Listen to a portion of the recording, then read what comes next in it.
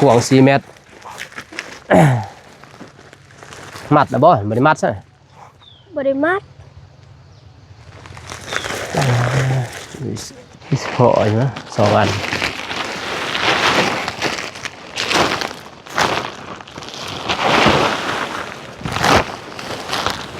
กลัวความสูงยันลมเด้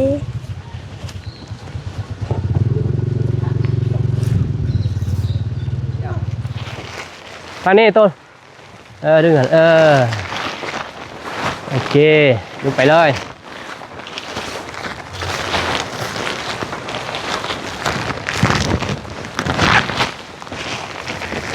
เดินก็ได้นะ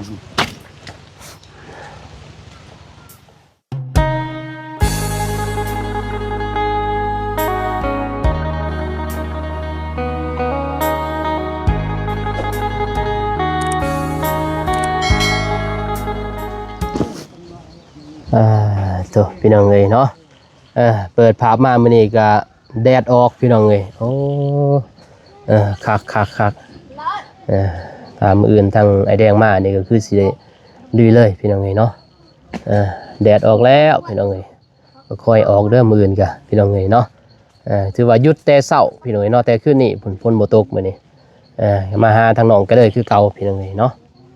พี่น้องเลยเนาะหันตามาทางนี้พี่น้องเลยเนาะเบาติดขัดในนึงเบานงเจ็บคอพี่น้องเลยเนาะบ่สบายบ้านนี้เมื่อแต่เว้นแน่ก็เลยเมื่อแต่เว้นกินอยู่กินยานอนพักพี่น้องเลยบ้านนี้โอ้ยสู่แบบบริพักเลยพรไปเนาะจนตัวเองก็จนอ่อนเอเละพี่น้องเลยโอ้ยังเจ็บอยู่เนี่ยพี่น้องเลยก่อนอื่นมัดกับกราบทักทายสบายดีสวัสดีเด้อพ่อแม่พี่น้องเมื่อสู่สุคนเพราะว่าจะเป็น FC ฝั่งลาวฝั่งไทยต่างประเทศกันยินดีตอนรับเข้าสู่ซ่องเบาน้องคือเก่าคือเดิมพ่อแม่พี่น้องเลยเนาะโอ้ไปหาน้องก็เลยก่อนเพเนาะซื้อมื้อนี้ก็ซื้อแค่บัตรพี่น้องเลยเนาะสีมุ่งนั่นแหละทางไอแดงเพิ่นบอกให้มุ่งแต่บ่ได้บอกดอกทางเบาน้องเองแหละแต่ว่าซื้อเพบัตรซื้อเงินสมทบนั่นแหละหมดไป160,000แผ่นนึงโดยสบายดีพอเด้อสบายดีเอาเสื้อก็บัดนี้เนาะเพราะว่าเอาเล็กตะปูตอกบ่ได้ดอกไม่ซื้อแล้วบ่พอโดยสบายดีเนาะก็เลยพี่น้องเลยจุดหนกงั้นก็ได้นี่ศึกษาเนี่ยสบายดีนะบ่าวดงสบายดีพ่อแม่ผู้ใหญ่ใจบุญทุกท่านสบายดี FC ฝั่งไทยฝั่งลาวหรือต่างประเทศและบ้านเฮาขอสบายดีสวัสดีสุขุสุคนเลยมาใส่เสื้อตัวเก่าเว้ยบ่มีเสื้อบ่นี่ได้อาบน้ำอยู่บ่กันนี่โอ้ยองอายเนาะมีแต่เสื้อตัวเก่าพี่น้องเอ้ยบ่มีเสื้อนุ่งบ่มีแต่มักตัวนี้มักมาเฮ็ดเวียกนี่เนาะเครื่องเฮ็ดเวียกไปเอาไปนี่ให้บัตรซื้อ2 อันพี่น้องเอ้ยเนาะว่าผู้เสียผู้สาวเพิ่นเอาบ่อาบน้ำบ่ได้เด้พี่น้องเอ้ยเนาะเพิ่นก็อาย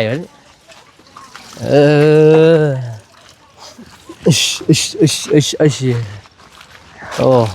อาบน้ำบ่แม่สบายดีโดยโอ้อาบอยู่นี่เนาะบัดนั้นสิเปลี่ยนแล้วบัดนี้เนาะบ่อาบนี่มันสิเปื้อนไผเฮ็ดพ่อบ่เฮ็ดนี่โดยโอ้สำนีบ่ได้ดอกนี่มัน2 เพบัตรมันสั่นลีไหมเนาะ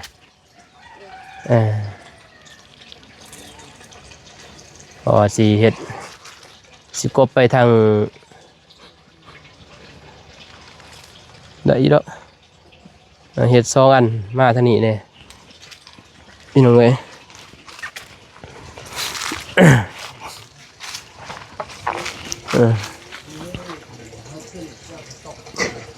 มื้อนี้แดดมื้อนี้เนาะโดยแข่งพ่นวันนี้เป็นวัดบ่เป็นวัดเป็นอยู่บ่โดยค่อยเป็นไอบ่โดยแน่หมวกบ่ใส่บ้านนี่ FC ก็เป็นห่วงพี่น้องเอ้ยเนาะบ่ใส่หมวกใส่หยัง ได้อยู่ที่พ่อเพิ่นเฮ็ดพี่น้องเอ้ยเนาะนี่ แต่ว่าบ่าวนุ่งก็เอาเพบัตร2อันแก้เบิ่งหันเป็นบ่แก้เอามาพี่นึงมานี่เอ้ยมื้ออื่นบ่ได้ไอ้แดงมาพี่น้องเอ้ยเนาะถอดออกด้วยจะบ่ได้ซื้อเสื้อผ้ามาบัดนี้ซื้อโตใหญ่ๆเลยซื้อ2คืนมันใหญ่อยู่บ่กบไปทางนี้คือแน่นไอ้แดงกบมันกบไปทางนี้สิได้บ่ไปบัดซำนี่2พื้นได้อยู่เนาะ4 เมตรได้2พื้นแต่ว่าเอาพื้นหนึ่งก้อนเอาจับเบิ้งนี่ได้เด้เป็นอยู่บ่อจับโอเคมากับเบาตูนเพิ่นเนาะเบาตูนเพิ่นไปโหลดคลิปมาหนึ่งถ่ายกับมาหนึ่งไปถ่ายน้องบองเพิ่นมาแต่ไปสังน้องบองไปซื้อกระปุ้นบอกเพิ่นน้องบองแล้วบ่าวก็บ่สบายกัน โดย เป็นไข่แต่จะได้เวียกงานพี่น้องเลยเนาะมันแล้วกินข้าวแล้วบ่ แล้ว กินยัง แกมักอึ แกมังอึ โดย ว่านี่กินป้าเนาะ โดย มื้อนี้กินมังอึอีกบัดนี้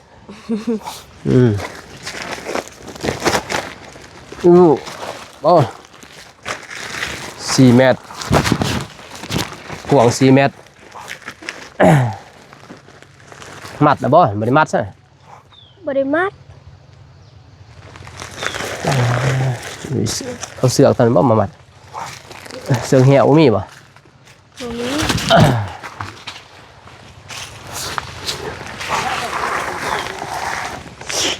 ได้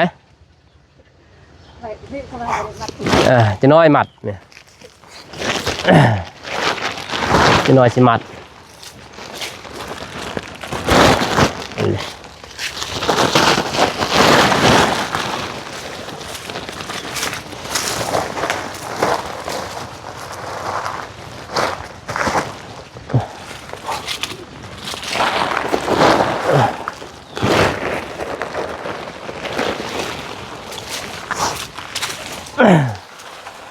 เหมาะหัวเด้ยับบอกแต่เด้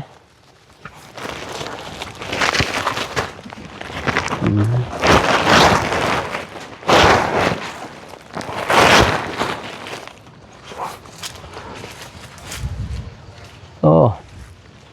ตัดกล้วยบ่ โดย ตัดกล้วยตัดก้อย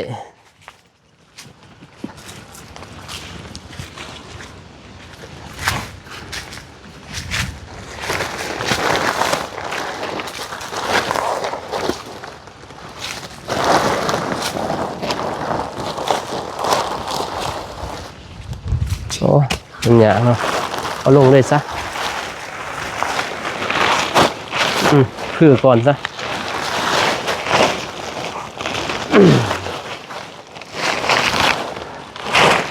อันหนึ่ง80,00080หาเดี๋ยวต่อ80,000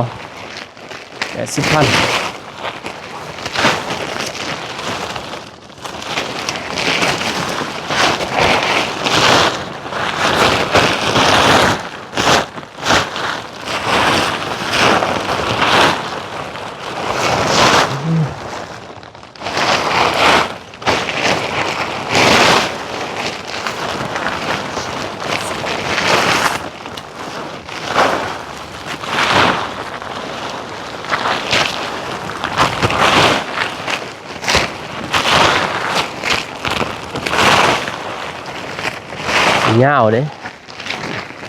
ยาว6 เมตร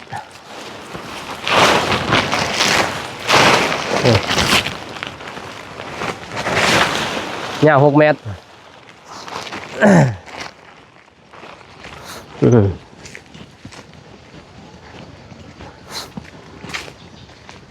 พออยู่นะ2 อัน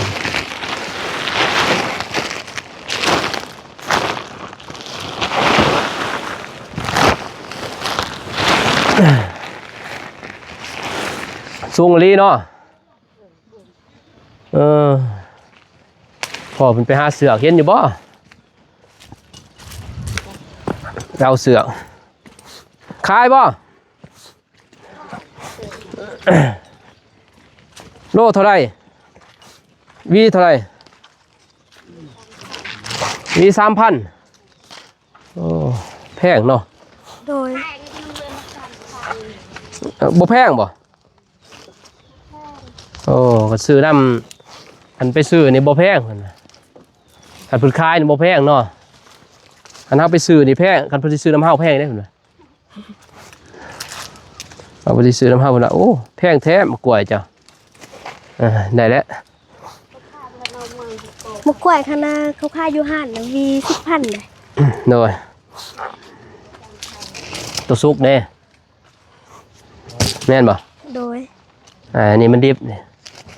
ถึงอยู่ไกลๆอีกบัดแต่ว่ามันก็แพงพี่น้องเอ้ยปลูกได้ก็ปลูกง่ายเด้กล้วยปลูกง่ายๆ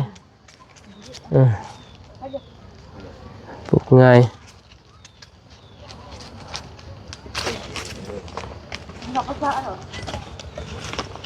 ไปซ้ายสบายดี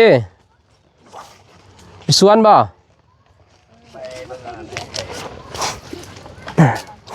ไปเบิ่งหน้าโอ้เฮ็ดหน้าบ่โอ้ทางนี้ก็มีหน้าเนาะไปหน้าไปให้ไปหัวไปสวนแล้วได้บาทนี่จะขึ้นนี่มันเบาอยู่บ่ตกบ่ฮักบ่ฮะ60 โลเด้นะบ่าวบ่ฮักบ่ กัน ฮะ บ่ฮู้คือกันแต่พอขึ้นได้เด้ พอแล้วจอยเนาะ โดย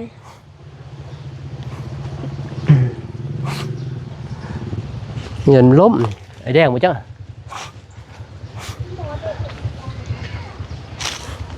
แม่นบ่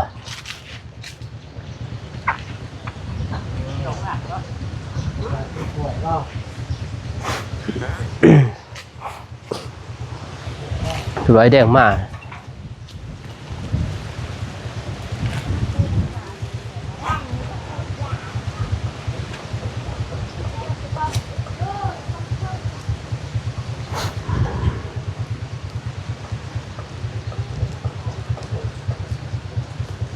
เงินได้บาทนี่น้องกระเดยไอ้กลัวความสูง ยันล่มเด้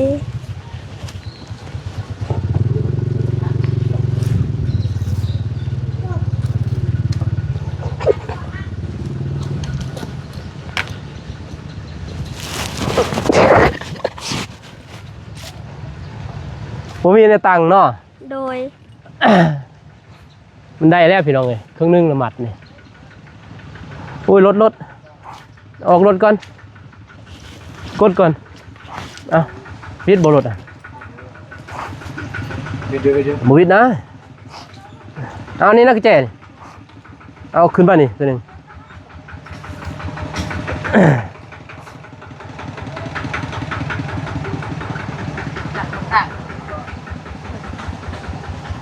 กดหรือเปล่า บ่เป็นกฎ เป็น ปลาเลย โดย เอาเป็นได้บ่ โดย เป็นวัดที่ ไปกันเป็นไอเป็นวัดเนาะ เนย โดย สบายดีเด้อ เนยพี่น้องเลย เจอสินเก่าสินเคย ขึ้นเบิ้ง ขึ้นเลย เจ้าโตจอยนะคอยบ่ได้ 55 โลเด้ คอยจะกลัวขยัน15 โลยันกลัวมันเอาเองมัดอันนี้บ่ มัดด้วยหัน โอ้เจ็บเด้ เจ็บบ่ เจ็บอันนี้ เจ็บก็เอาผ้ามาตัดตัวนี้ ได้อยู่สำนึกได้อยู่มันจับไปได้ มันปิ้วบ่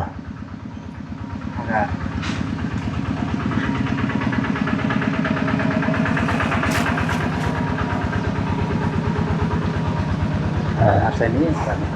เ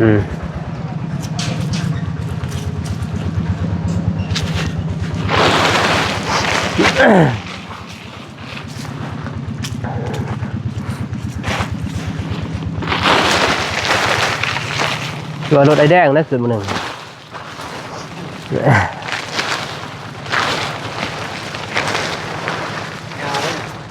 ยาวเลย6 เมตรแกงขึ้นเลย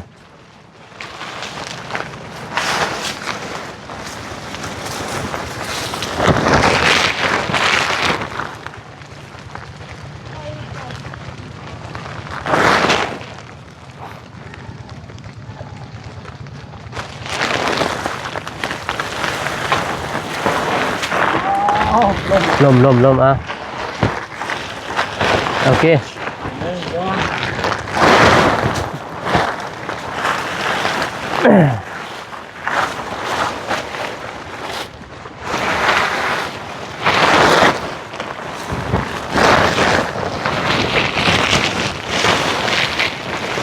ดึงเลยทั้งอย่างทางนี้ต้นดึงหันโอเคดึงไปเลย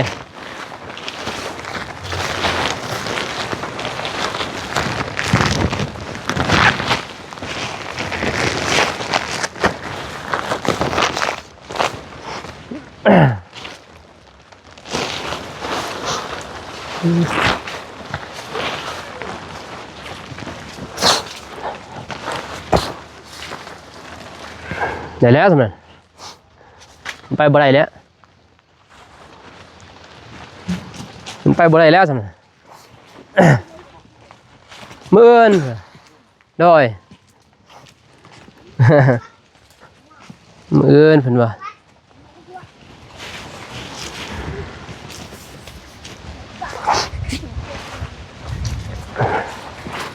บ่ได้ดอกสำนักบ่สูงอ่ะพี่นะสินี่มันยังสูงมันอึดอัดเด้หันใจบ่ได้เด้สางแดงมันบ่ได้นะสางแดงอึดอัดนะหายใจบ่ได้เป็นปอดเด้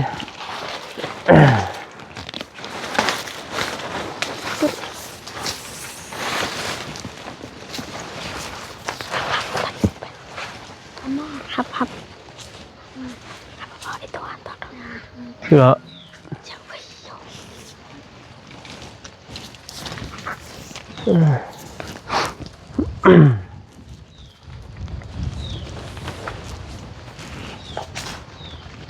นี่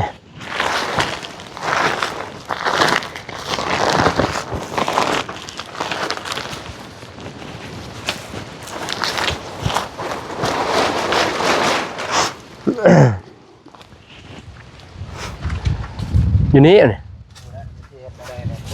พูดป่ะ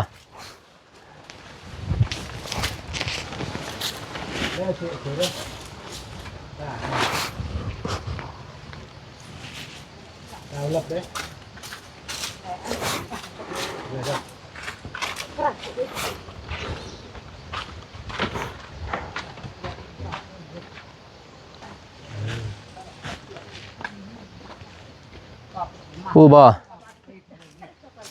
ทำไรตัวไหน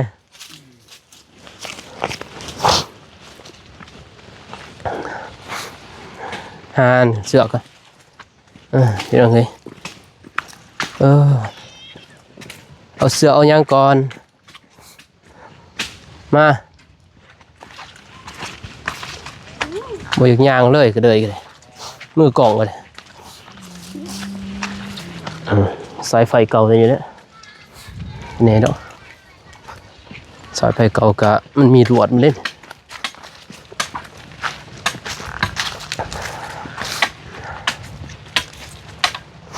ก็เอาใหม่ตัวนี้เลยต้นไม่ชิงไพ่ตัวนี้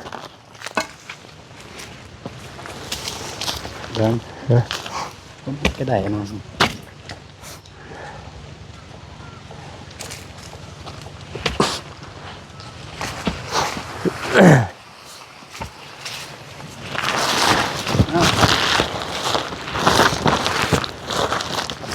มันจะแด่นหรือไง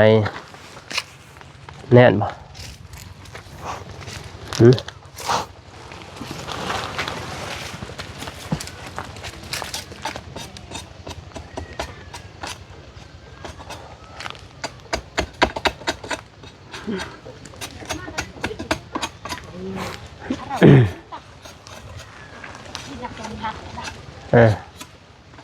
ได้นะขับดูสิอ่ะโอ้ เอ้า บ่อยู่ดอก ได้แล้วได้แล้ว ได้บ่ ได้ เอาไปเบิ่งนั่นนี่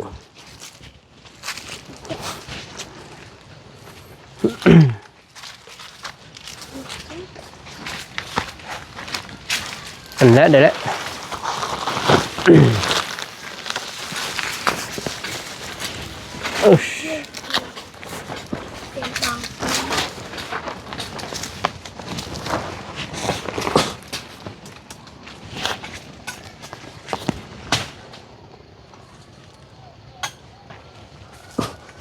ปิ้วบ่จักเนาะ โดย น้ำบ่ปิ้วติ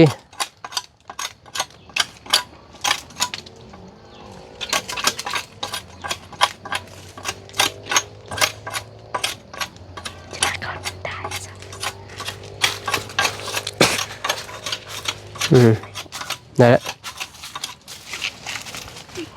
พูดแล้วสูง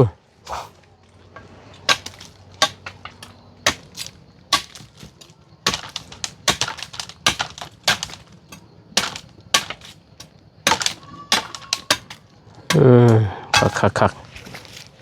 สุดยอดเอา ไปนี่เลย จะได้จึงเสียบนัง ดูนี่เลยจึง เสียบเลยบ่ เสียบเลย โอ้ยฟังเด้แน่นบ่โอเคโอเค เสร็จแล้วบัดนี้ สบายดี อืมโอ้เย็นเว้ย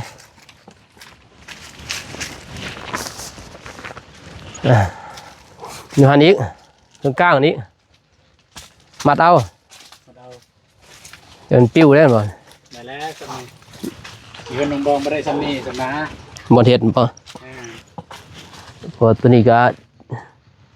จังหน่อยจังนั้นเนาะไอ้แดงบ่ได้มันพระเนาะ นะ ไอ้แดงเปิ้นเอา บ่ได้มันพักแล้วเด็กกระสอบกันยังมีอยู่ นี่แค่บัตรมันก็สอบ กระสอบเข้าบัตรกันเลยนี่เลยก็ ได้ตัดเลยก็บ่แต่เนาะแถวแต่เนาะก็ยาแล้ว นี่ก็ลายแล้ว โอ้ยพี่น้องเอ้ยสำนี้ก็เลือกเพื่อเลยมาเมื่อกองกระโบเขาห่มเว้ย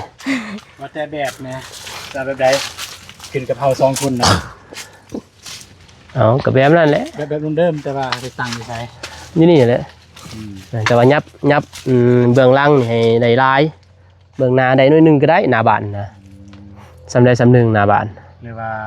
เฮ็ดแบบให้มันติดห้องน้ำเลยว่า ปีนน้ำมาทางพี่บ่ เป็นน้ำมาทางพี่แล้วก็ติดห้องน้ำเลยบางทีก็เป็นครัวแล้วก็ข้างบ้านของเพิ่นก็เพิ่นจะปลูกผักกับปลูกอันนี้ก็หน้าบ้านของเพิ่น แต่เบื้องนี้นี่เราต้องได้ย่อเฮือนนี่ เพิ่นไร นี่ เหี่ยวเข้าอ่ะ ฮะ มากเลย เราดูสิดูใช้หนองอยู่ แล้วก็ประกอบก็อยู่ฮัท มันน้องสิอยู่นั่นแหละสิอยู่ไสหมาง ก็ตัวนี้ก็แล้วเฮือนใหญ่กับมากเฮือนเลยอันนี้หน้าบ้านเลยนี่เป็นตัวเก่าในหน้าบ้านเลยหน้าบ้านของน้องเพิ่นเลยคันนี้เด้อนี่อยู่นี่ก็พอดีนี่ในซัมนี่คิดว่าซัมนี่เลยอันนี้ก็หน้าบ้านของน้องแล้วแต่เพิ่นยังอีกหลังบ้านก็อยู่ประมาณนี้มันไปปลูกผักปลูกหญ้าไปแล้วแล้ว ปินหน้าไปทางนี้นี่ คือเฮือนหลังเก่านี่แหละไอ้น้องปินหน้ากันพุ่น ก็ดีกันแต่ว่าต้องได้เจอจังได้ยับพี่เด้เจอจังได้หน้าหลังบ้านมันลายแน่หน้าบ้านลายบ่คักนะสำได้สำหนึงหน้าบ้านสำ2 เมตรก็พอหน้าบ้านพอหลังบ้านเฮาสิได้ปลูกผักแล้วก็เลี้ยงแล้วก็เฮ็ดห้องน้ำแม่นบ่ น้ำก็ตัวเก่าเลยยังใหม่อยู่เป็นว่าเขาก็มันจะทำมีใหม่เขาก็มันจะแก้ใหม่สักกะสียังมีตัวเก่าอัน มีแต่ไปซื้อตอนนั้น แต่แอมซื้อใส่เสาใหม่แล้วก็โบราณรักษาใหม่นะ อืม เพราะมันขุดกับสีปอกเขาเด้เลิกได้ เลิกแล้วสิปอ อืม ได้แล้วเกือบสมบูรณ์แล้วของน้อง แต่ปินเบื้องนี้นี่ยันบ่ได้แต่ปินหน้าเบื้องนี้เบื้องนี้นี่สิได้เด้แต่เบื้องนี้สิได้ปลูกผักปลูกหยังก็ได้ ปีนหน้าไปทางพุ่นบ่ อืม ปีนหน้าไปทางพุ่นก็ได้ แต่ว่า ตรงอยู่ข้างๆเลย ทางค้างเลยนี่ ห้องน้ำอยู่ข้าง แต่ว่าแทกแต่ห้องน้ำมานี่มันสิได้บ่5 เมตร ๆเนี่ยเบิ่งไปลองจ่ายก่อน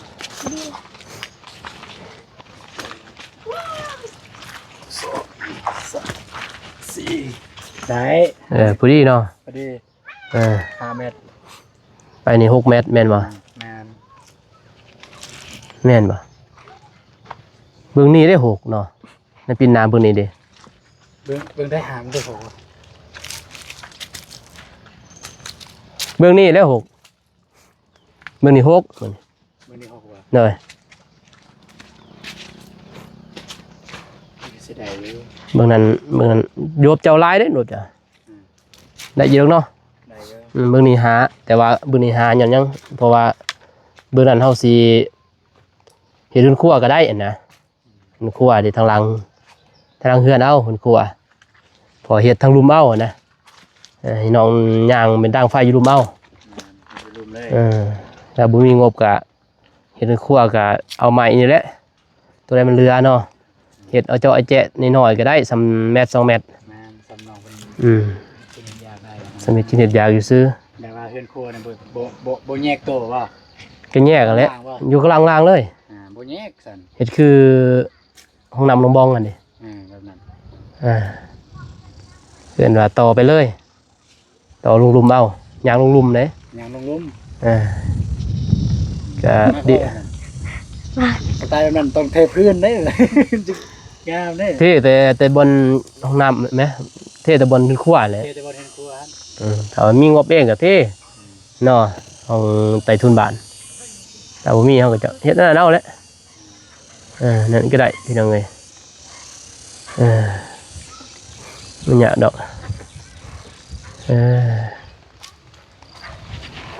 มีแต่จักสั่นและมีแต่มื้ออื่นพุ่นแหละไอ้แดงมาเด้อ โดย มีแต่หยังก็ถ้าว่าหาผักหาหน่อไม้ก็มีก็หา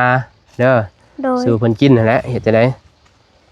กินผักกินหญ้าก็บ่เป็นหยังดอกเพิ่นเฮ็ดซุปเฮ็ดแซวนั่นแหละแกงหยังก็กินได้ดอก บ่ต้องเกรงใจ เออ บ่ต้องเกรงใจว่าสร้างเพิ่นมาแล้วจะเป็นต้องได้ซื้อนั่นซื้อนี่แบบว่ามีหยังก็ให้เพิ่นกินแต่นั้นรอดเข้าใจอยู่ดอก โดย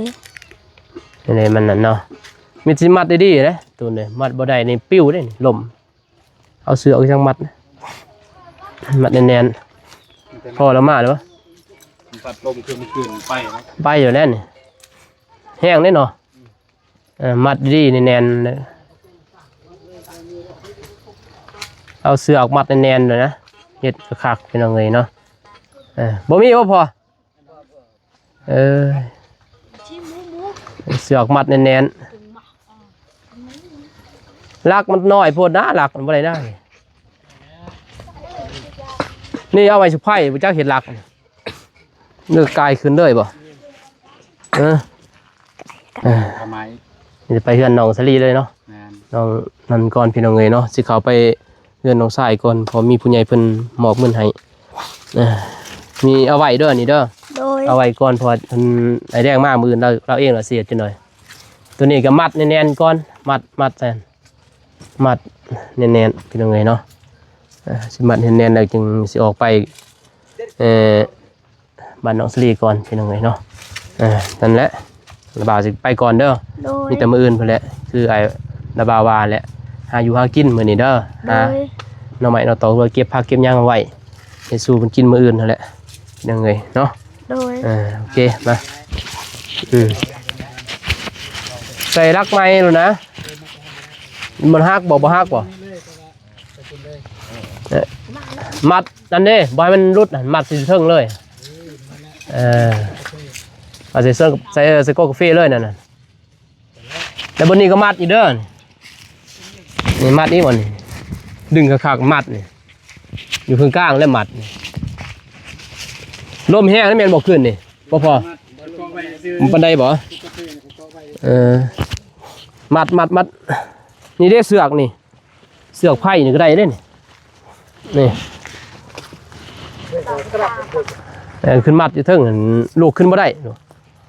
โตโตหนักเกินพี่น้องเลยมันบ่มีตังค์เฮ็ดเนาะดีงามมึงแมวขึ้นเทิงหั่นแมวก็เลยบ่มึงตีผุนขึ้นไปเทิงเลยโอเคพี่น้องเลยเนาะก็สิเดินทางไปบ้านน้องสลีก่อนบ้านนี้พี่น้องเลยเนาะไปหาทางน้องชายน้องสลินก่อนพอมีทางผู้ใหญ่เพิ่นมอบหมายให้ไปหาเพิ่นพี่น้องเนาะอัปเดตอีกแล้วอีกครั้งพี่น้องเนาะทางบ้านน้องสลีพี่น้องเนาะเอาก่อนอื่นก็ขอขอบใจเนาะขอบคุณทางผู้ใหญ่ใจบุญและ FC ทุกท่านที่เข้ามาให้กำลังใจบ่าวนงและทีมงานและบอกขามโฆษณาพี่น้องเนาะก็ขอบใจขอบคุณในไลน์เด้อเนาะขอให้ FC และผู้ใหญ่ใจบุญทานจงมีแต่ความสุขความเจริญปรารถนาสิ่งใดขอให้ได้สิ่งนั้นดังสมปรารถนาความเจ็บอย่าได้ความไข้อยู่ซะมีคอยหังให้มีลำรวยเฮงๆปังๆตลอดตลอดปีอย่าเจ็บอย่าจนเด้อพบกันใหม่คลิปหน้าพี่น้องเนาะคลิปนี้ขอกล่าวคำว่าสบายดีพี่น้องไปบ๊ายบาย นี่มาตัวนี้แล้วก็มา